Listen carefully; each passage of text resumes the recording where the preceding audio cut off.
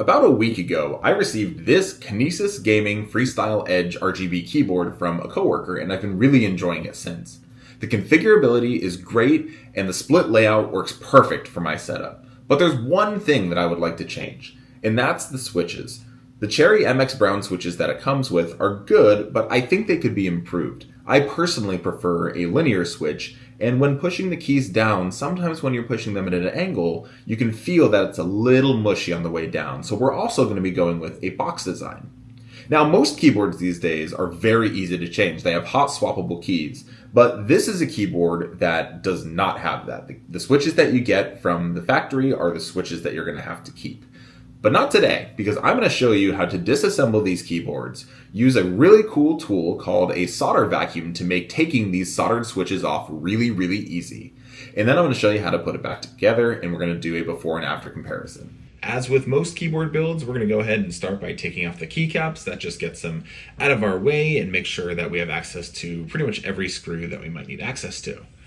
So now with the bare board, we're pretty much ready to go. So the first thing we're going to do is we're going to get this board flipped over and also remove the rubber feet beneath.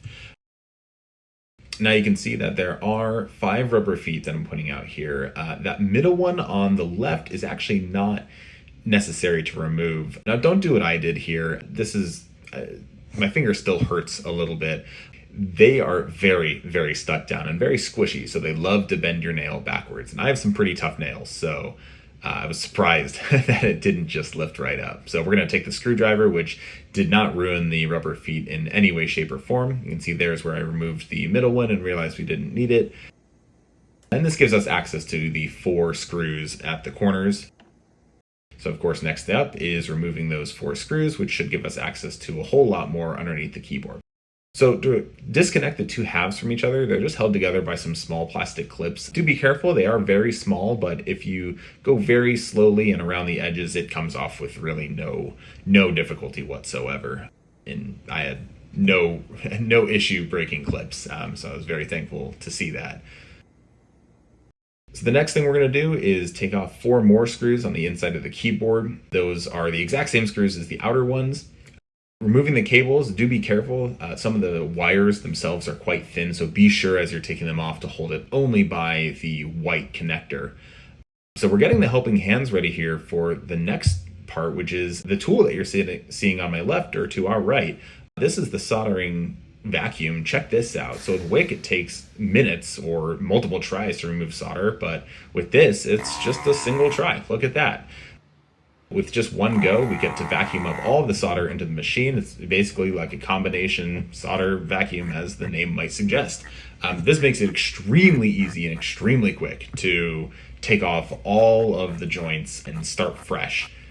This is a job that would easily take all day if I was using a wick to do it. So this tool has been a wonderful investment. I got it off of Amazon when I did my very first Kinesis keyboard rebuild. This is now my second one, and it's just been an absolute delight to use, and I use it pretty much every time I'm doing rework on PCBs. So with that there, we now have all of the keys more or less free. So that should allow us to now go into the front and treat it now like a hot swappable keyboard with kind of one big asterisk. So you'll see that for this first key on the very bottom left, it comes out with absolutely no pressure whatsoever. And that's the way it should be. Going for this next one, you can see that it takes a little bit of force to do so, and I immediately give up.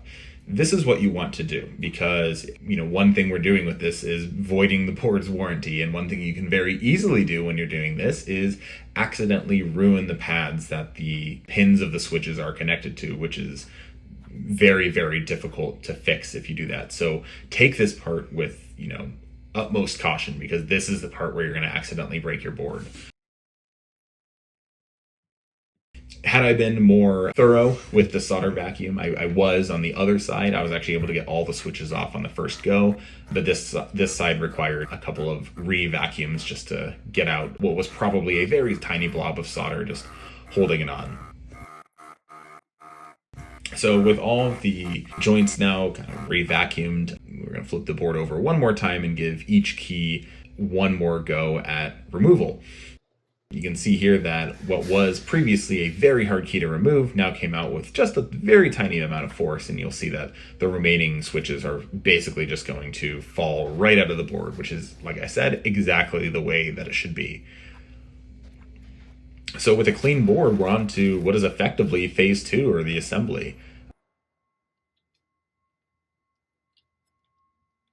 With the new switches, which are the glorious mechanical red switches, you really have to be very careful with the pins on it. The pins are very, very easily bent. So as you're putting it on, I like to push from the bottom if I can and really just go in as flat as I can, because again, if you go in even a little sideways, you're going to end up with a few switches that are going to have bent pins, and of course, they're just not going to work. But a good way to check this is actually this next step. So as I go over the entire board, I'm going to add a little tiny bit of flux paste to each and every joint on the board. This is going to make doing the soldering job much, much easier. The solder loves to have this flux that makes it flow just so much better. And you can actually see on this board just how much flux is still there from the factory. Another good thing I noticed here is that the one of the switches has its pin bent, and lucky for me, this I believe was the only switch. I think there was one more that had bent pins, but easy enough. This is a wonderful place to notice that, because now I can just get that switch replaced, and it won't be all the way through soldering or all the way at the end when I'm testing the keyboard that I realize I have a broken switch. So with that, it's now on to soldering. I just got back from the Blue Man concert here. In all seriousness, we have leaded solder here, which isn't super dangerous, but you handle it with care like you might raw chicken. After this, I dispose of the gloves and make sure to wash my hands before I touch my face or nose or eat anything. It's just, not something to be played with. I also have a fan up in the top right, which is taking all those fumes off and away from my face, just to make sure that I'm not breathing in those fumes from either the flux or the solder. Neither are really, really that great for you. But again, the soldering is pretty standard, nothing particularly special about what I'm doing here. It's just a lot of joints when it's on the keyboard. And that's pretty much it there. You can see I'm looking over every single joint here just to see if there's ones that are maybe too hot or too cold or didn't receive enough solder. Might just need a little reflow there. And with that, we're going to do the final flip over on the board, and that's really it. That's complete. You can see here we have all the switches attached to the board, and that's a keyboard right there. So for reassembly, I'm actually going to flip over to the other side of the board. So now I'm assembling the left half, but the right half is the exact same procedure down to the screw. They are really the exact same. So I'm preparing the back case here. I'm going to go ahead and pop this off the helping hands and place it down there. First and foremost, getting that ribbon cable connected back in. Again, be very careful. It's a lot of very tiny wires. Make sure you're pushing on the white housing and not on the wires at all, or else you're going to get some connection issues. And again, I would imagine that's very, very difficult to replace. So here, to get the housing back on, the clips are much easier on the assembly direction. They clip together no problem. 4 screws on the outside. Get the feet back on, get the cable all set, and that's pretty much it. Now you've got yourself a fully built keyboard. So it's just a matter of putting the keycaps back on, which is, in my opinion, one of the most fun things to do. It kind of signifies the completion of the project, especially when you have them in a nice array there, so you don't really have to think at all about where the keys go. And just like that, we have a fully finished keyboard. I've been really, really enjoying these new switches. They're everything I wanted. They're nice and linear. The actuation force is perfect. And most importantly for me, I love the new box style, because now when I hit the switches on the edge, they go down exactly smooth. So thanks for watching, and here is that test I was going to show you.